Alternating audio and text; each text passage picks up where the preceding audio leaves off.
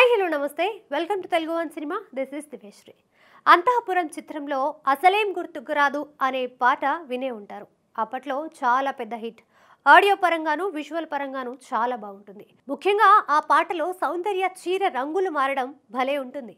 అయితే ఆ ఐడియా ఆ చిత్ర దర్శకుడికో ఎడిటర్కో వచ్చింది అనుకుంటే పొరపాటే. అది అసలు తమ మూవీ టీంకి వచ్చిన ఆలోచనే కాదని చెప్పి దర్శకుడు కృష్ణవంశీ సర్ప్రైజ్ చేశాడు. ఈ మధ్య కృష్ణవంశీ సోషల్ మీడియాలో బాగా యాక్టివ్గా ఉంటున్నారు. నెటిజన్లతో సినిమాలకు సంబంధించిన విశేషాలను పంచుకుంటున్నారు. ఈ క్రమంలో ఓ నెటిజన్ అంతఃపురం సినిమాలో అసలేం గుర్తుకు రాదు పాటలో సౌందర్య చీర రంగులు మారడం భలే అనిపించింది, కొత్తగా ఉంది అప్పట్లో.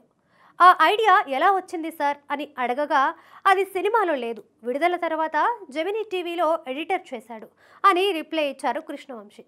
దీంతో అందరూ షాక్ అవుతున్నారు. ఒక టీవీ ఛానల్ ఎడిటర్ అంత క్రియేటివ్గా ఆలోచించాడా అని ఆశ్చర్యపోతున్నారు. అదే సమయంలో ఒకరి క్రెడిట్ కొట్టేయకుండా అలా జెన్యున్గా చెప్పిన కృష్ణవంశీపై ప్రశంసలు కురిపిస్తున్నారు.